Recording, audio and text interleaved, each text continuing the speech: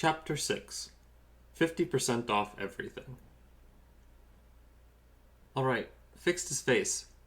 Felicity thought it was a pretty good job, if she did say so herself.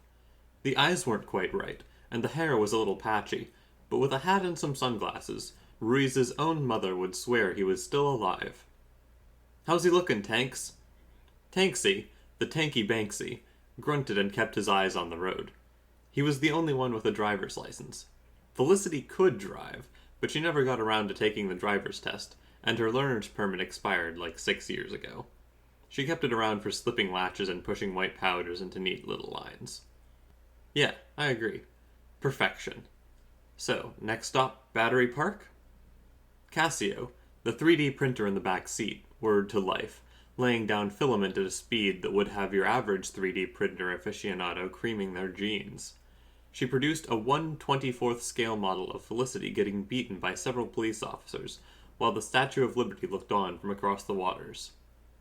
"The cops won't even see me. I've got an invisibility cloak. Borrowed the technique from that lady with the non-Euclidean textiles." The model dissolved and was absorbed back into the printer. She started printing again. This time, the tiny Felicity was getting jostled by a mass of tourists, her invisibility cloak lost beneath the crowd's feet. "Do you have any constructive criticism, or are you just striking my ideas down like a toddler smashing a block tower made of my ideas?" A crescent moon, complete with cartoon face sticking its tongue out. "It's actually waning gibbous tonight." A raised middle finger. "Fuck you too, Cass. Okay, we wait for nightfall. Tanksy!" Tanksy, the tanky Banksy, grunted again. He was sick of New York traffic. "To Times Square! We're gonna go to Olive Garden." The Times Square Olive Garden was a miserable place, made more miserable by the people.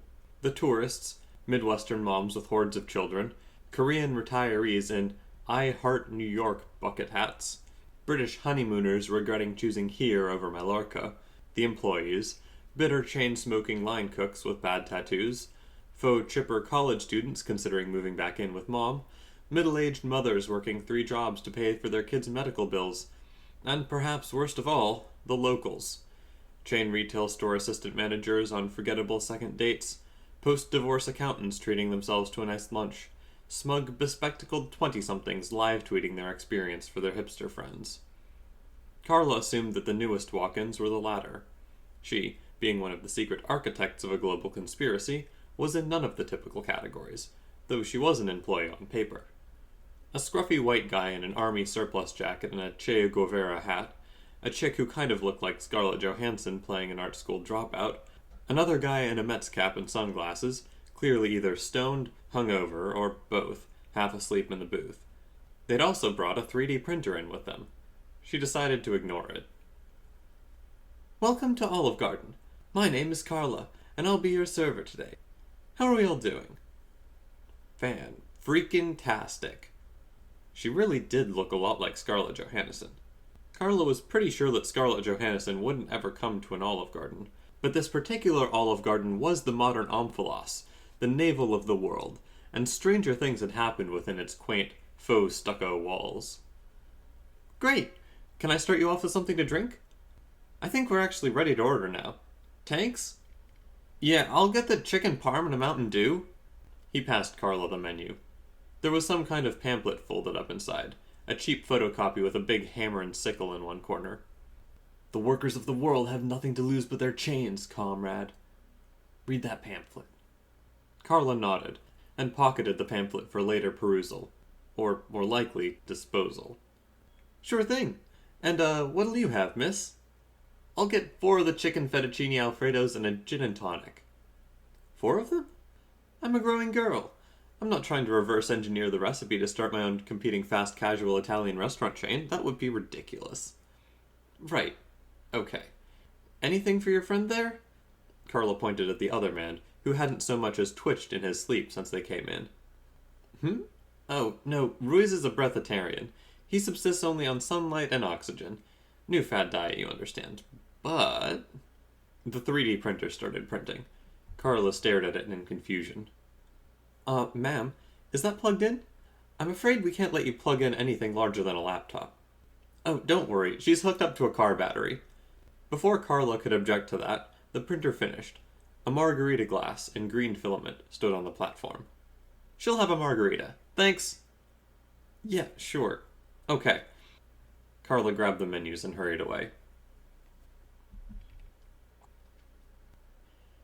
Felicity dug into her pasta with gusto.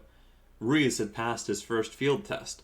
The waitress had no idea that her breatharian friend was a corpse. And the chicken fettuccine alfredo would be easier to reverse engineer than she'd anticipated. Looks like everything's coming off Felicity. Don't talk with your mouth full. Yeah, okay, Dad. She flipped Tanksy the bird. How's your chicken parm? He shrugged. It's the product of the global capitalist hegemony. But other than that, it's alright. Hey, no, ask first. He parried Felicity's roving fork with his own. Property is theft. Proudhon was a bourgeois individualist, and that's also not what he meant. As Felicity was lifting her stolen bounty to her lips, she heard something that made her blood go cold. Mommy, look! It's Black Widow!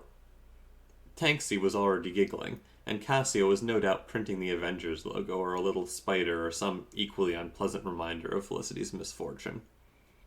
Oh, wow. Sorry, do you think we could get a selfie? My daughter is a huge fan. Felicity sighed and gazed across her gin and tonic at the approaching family. They were wearing matching t-shirts, which told all who cared to look that they would never forget September 11th. Tanksy also owned a shirt with that message on it. Of course, his was in reference to the 1973 Chilean coup d'etat. I'm not Scarlett Johansson. Oh no! The woman who'd ruined Felicity's day sounded appropriately contrite, but instead of leaving her alone, as she would in a just world, she continued to talk. Wow, you really look just like her. Sorry, you must get that a lot. Yeah, well... Tanksy had the sort of shit-eating grin that indicated he was about to spill Felicity's darkest secrets to a total stranger. At this point, there was nothing she could do. She thought Scarlett was really hot in The Prestige.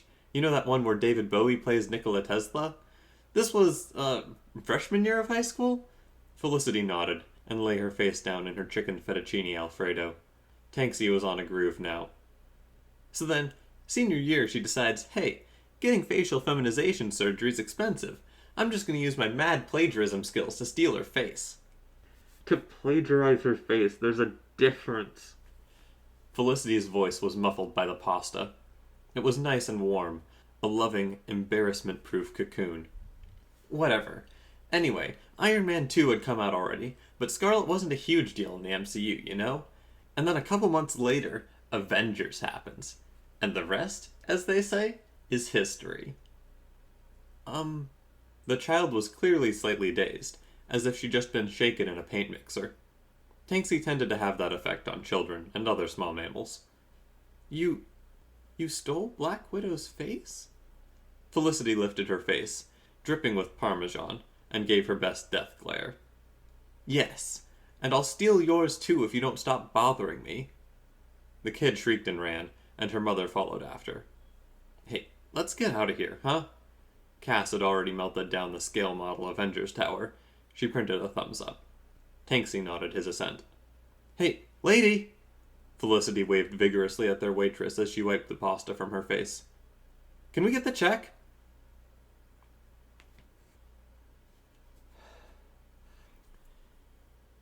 Carla stalked over to the table from hell, check held before her as a shield. She slapped it down in front of the Scarlett Johansson impersonator. Okay, please pay and get out. Sure thing. Oh, wait, I've got a coupon. Well, I've got a few coupons. She rummaged in her purse for a moment and pulled out a Ziploc baggie full of various newspaper clippings, printouts, and promotional flyers. So, this one's for my friend's chicken parm. Here's one for the margarita. This one's a manufacturer's coupon for the Mountain Dew. It's my birthday today, so this one gives me an entree for free. This one's good for 30% off the whole thing. Cass is only 3, so that one means she eats for free. This one is a $10 rebate, and this one's a Groupon. She presented the stack to Carla with a smile.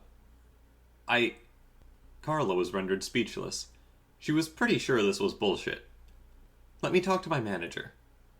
Todd, her manager, was up by the front register. Hey, Carla, what's up? He saw the stack of coupons. Oh, Christ almighty. Let me see those. He ran them through one by one. Against all logic, each one scanned. Shit. Well, I don't know how they did that, but here's the new receipt. Carla stared at it. She had faced down mafia hitmen, foreign dictators, dark sorcerers, and worse without blinking. But this frightened her. She turned away without saying a word and went back to the table, fire in her eyes. Your total, Carla said, dripping venom from every word, is $5.13. Congratulations. The woman smiled. Awesome. Hey, Tanks, looks like yours came to 87 cents. You got a buck? He reached into one of the pockets on his jacket and pulled out a thoroughly crumpled dollar bill. He smoothed it out and handed it to Carla. Someone had vandalized it pretty thoroughly. Washington had a big bushy beard, and there was a website scribbled across the bottom. Make sure to check out the site. It's my podcast. Geez, Tanks, we're supposed to be undercover. She winked at Carla and produced 2 crisp $100 bills. Sorry for being a pain. Keep the change. Have a nice day. She grabbed the 3D printer, and her buddy heaved their hungover friend over his shoulder. Carla was still staring at the bills as they left.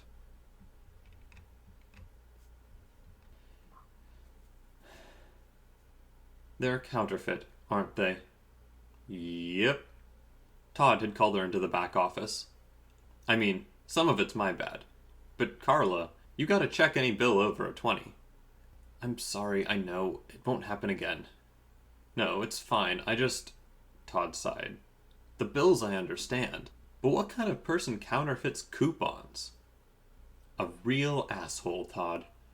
I'm taking my 10 minutes. She went out back to the dumpsters and pulled out her phone. The woman was still an enigma, but the man had given her the name of his podcast. She dialed, and 300 miles away, an assistant manager at Red Lobster answered. This is Charles. Chuck. Contingency Sigma 3.